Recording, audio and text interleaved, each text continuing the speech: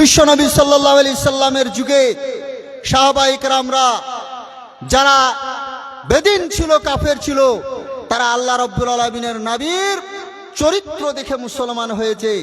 আজকে আমাদের চরিত্র দেখে মুসলমান না অমুসলিমরা আমাদেরকে কটাক্ষ করছে, টিটকারি করছে। কয়েকদিন আগে একটা ঘটনা দেখছিলাম সোশ্যাল মিডিয়ায়, যে আপনার অসীম সরকার একজন এমএলএ বিজেপি, সে কোরআনকে নিয়ে একটা খারাপ মন্তব্য করেছে, কুরুচিকর মন্তব্য করেছে। এই কোরআনের ব্যাপারে অমুসলিমরা ভিতরে কোনো মেজরিটি নেই, তাই তারা বড় বড় কোরআন সম্বন্ধে কথা বলার সাহস পাচ্ছে। সুপ্রিয় মুসলমান সমাজ, আমাদেরকে সচেতন হতে হবে। ইসলাম রক্তের বিনিময়ে ইসলাম এসেছে, অনেক ক্লান্তির বিনিময়ে, পরিশ্রমের বিনিময়ে, যেটাকে আমরা ধুলো খেলার মতন করছি। আজকে জালসার প্যান্ডেলে মানুষ নেই, ঠিক দুটো কথা শুনে নিজেকে ধন্য করে নেওয়া। কারণ কোরআন এমন একটা জীবন বিধান, যেই জীবন বিধানে মানুষকে পরিবর্তন করতে পারে, এমনই একটা জীবন বিধান, সেটা হচ্ছে আল কোরআন।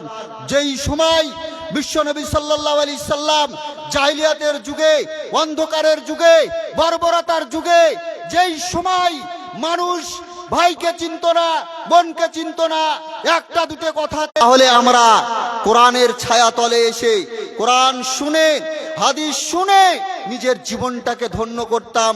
আর ধন্য করতে না পারলে আমাকে আপনাকে সকলকেই জাহান্নামের বাসিন্দা হতে হবে।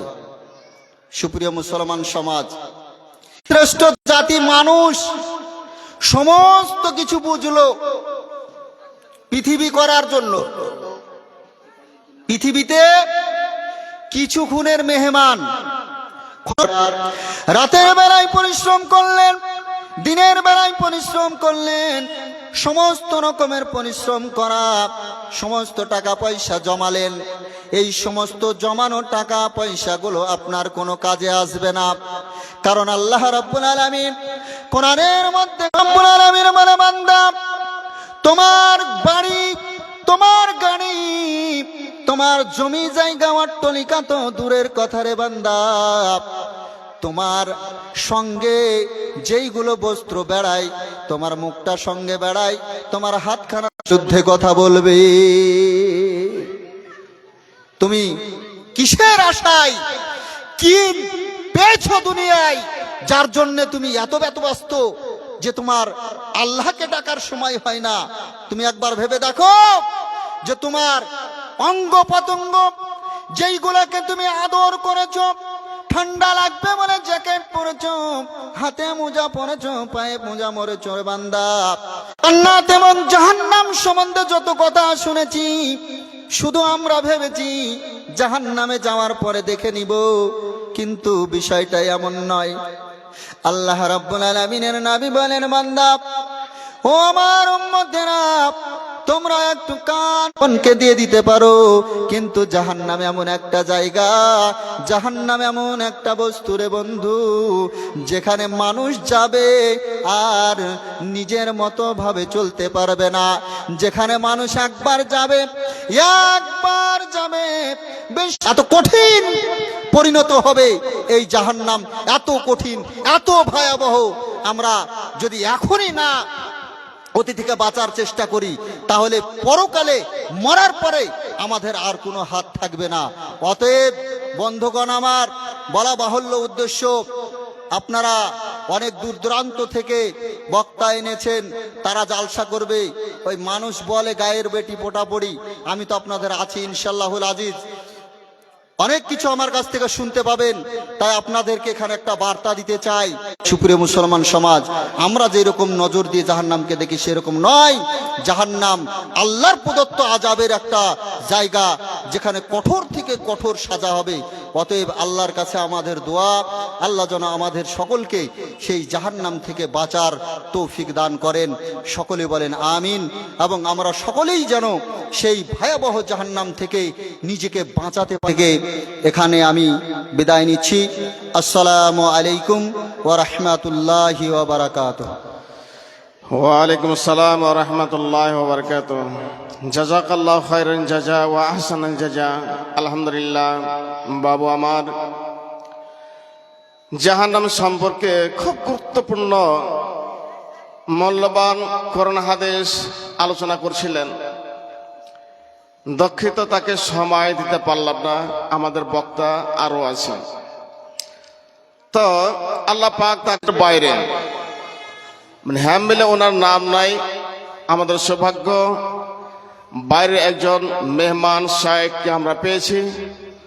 ওনার মুখ থেকে আমরা কিছু আজমাল হোসেন ফাইজি সাহেব কোরআন ও সহিহ হাদিস থেকে আলোচনা রাখবেন। আপনারা তার নাসিহত সুস্থ মস্তিষ্কে শুনবেন, বসবেন, আমল করবেন। তার আগে বলতে চাইছি কি, এই কমিটির মধ্যে কয়েকজনের নাম নোট দেওয়া হয়েছে আমাকে। মাস্টার, ডাক্তার মামলুদ আলী, হানিফ মার্চেন্ট, যেনাদের নাম বলা হলো, আপনারা একটু জালসা মঞ্চে বা মানে স্টেজে চলে আসুন, স্টেজে চলে আসুন। তো এখন আপনাদের সামনে আসছেন ফজিলতুল শাইখ জনাব মাওলানা আজমাল হোসেন ফাইজি সাহেব। আসেন শেখ।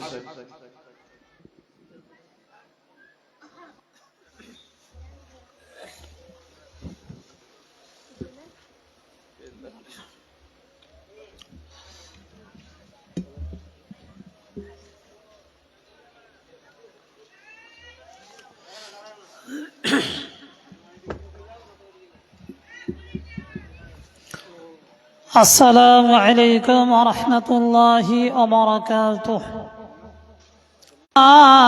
من شرور أنفسنا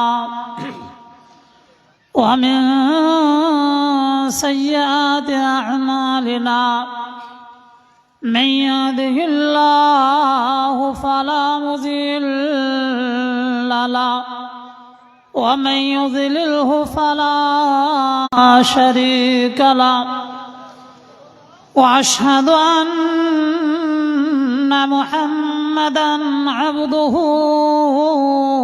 ورسوله. أما بعد، أعوذ بالله من الشيطان الرجيم. بسم يا أيها الذين آمنوا لا تلهكم أموالكم ولا أولادكم عن ذكر الله، ومن يفعل ذلك فأولئك هم الخاسرون. وقال تعالى তোমাকে ডাকি আমি বাঁচে যতক্ষণ, শোনো গো প্রভু মোর এই নিবেদন, তোমাকে ডাকি আমি বাঁচে যতক্ষণ, আকাশের তারাগুলি মিটি মিটি শোনো গো প্রভু মোর এই নিবেদন, তোমাকে ডাকি আমি বাঁচে যতক্ষণ, কেরা শুধু মনে প্রাণে আর আমিও ডাকি যেন তাদের মতন, শোনো কত ফুল ফোটে ভ্রমরা সুভাষ পেয়ে মধুনিতে ছোটে, আমিও যেন ছুটি তাদের মতন, শোনো গো প্রভু মোর এই নিবেদন, তোমাতে কত পাখি ডাকে দুঃখ দুঃখ কি চিনে না তারা বড়ই সুখে থাকে, আর সেই সুখে ভরে দাও আমার। রামগণ, সামনের শ্রোতা মণ্ডলী, যাবতীয় স্তুতিবাদ একমাত্র সেই আল্লাহ তাবারক ওয়া তাআলার জন্যেই, যার অশেষ কৃপার ফলে আমরা এই মুহূর্তে সময় একত্রিত হয়ে কিছু কোরআন ও হাদিসের আলোচনা শোনার সুযোগ পেয়েছি। তাই আসুন আমরা সকলেই আল্লাহ তাবারক ওয়া তাআলার প্রশংসা করি। সকলেই বলুন আলহামদুলিল্লাহ। অতঃপর বিশ্ববরণ্য নেতা, মানবতার মুক্তির দূত, উসওয়াতুল হাসানা, আকায়ে নামদার তাজদারে মাদানী নবী মুস্তাফা সাল্লাল্লাহু আলাইহি ওয়াসাল্লাম, তিনিও আমাদের সরল সঠিক পথে চালাতে গিয়ে নানা রকম কষ্ট বেদনা সহ্য করে এই ইসলাম খানাকে আমাদের কাছে কাছে পৌঁছে দিয়েছেন। তাই তিনার প্রতি অগণন সালাম বিবর্ষিত হোক। সকলে বলুন আল্লাহুম্মা সাল্লি আলাইহি আল্লাহুম্মা বারিক ওয়া সাল্লিম।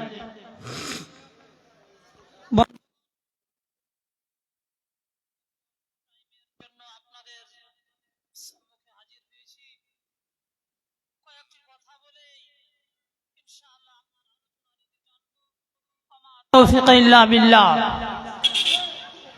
আমরা সকলেই অবগত আছি যে আল্লাহ তাবারক ওয়া তাআলা আমাদের তাঁর ইবাদত বন্দেগীর জন্য তৈরি করেছেন, এটা আমরা সকলেই অবগত আছি।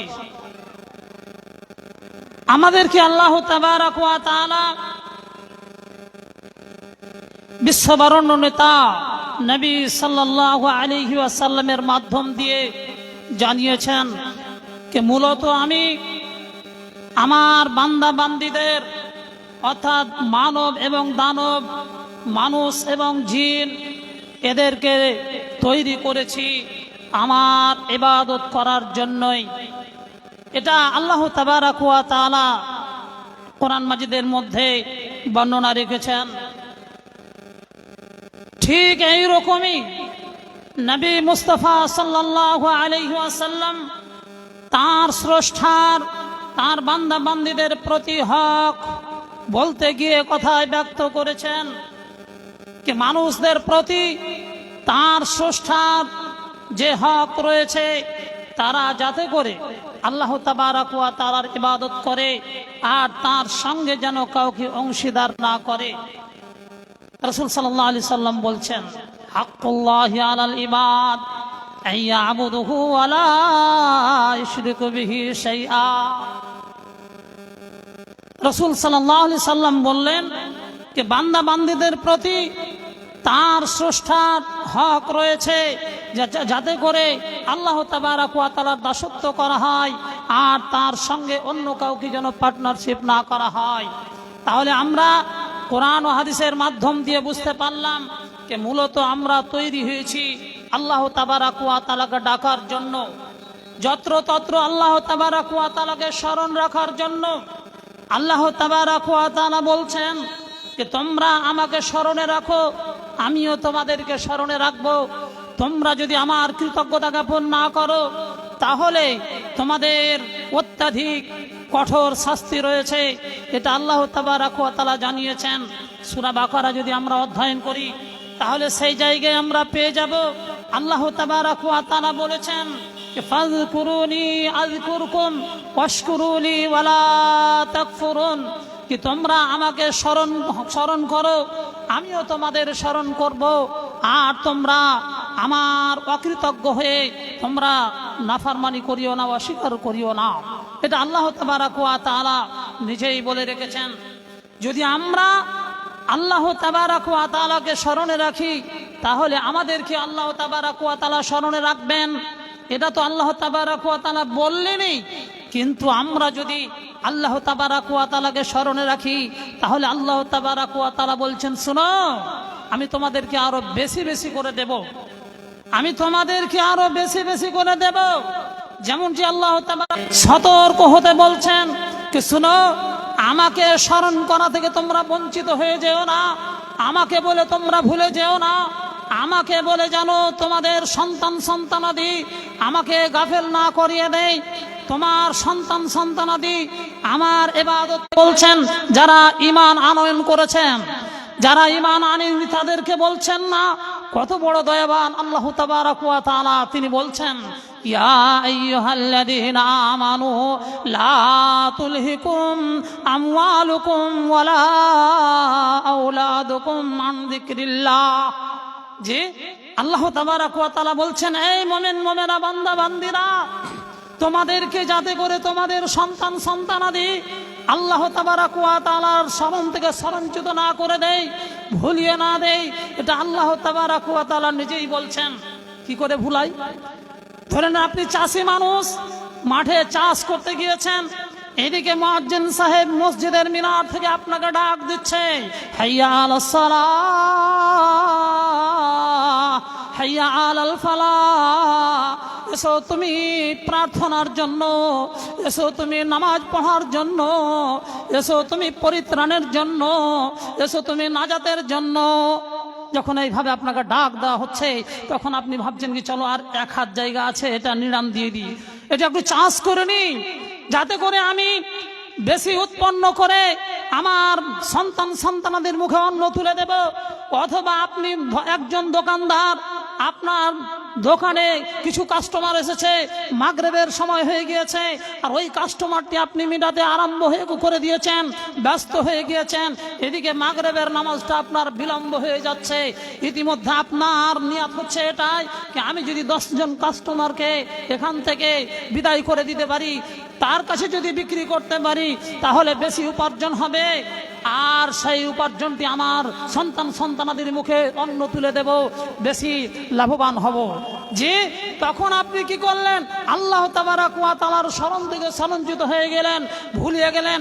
এইভাবে আপনাকে আপনার মাল, আপনার সন্তান সন্তানাদি আল্লাহ তাবারক ওয়া তাআলার ইবাদত থেকে দূরে সরিয়ে দেয়, আর আপনি দূরে সরে গেলেন।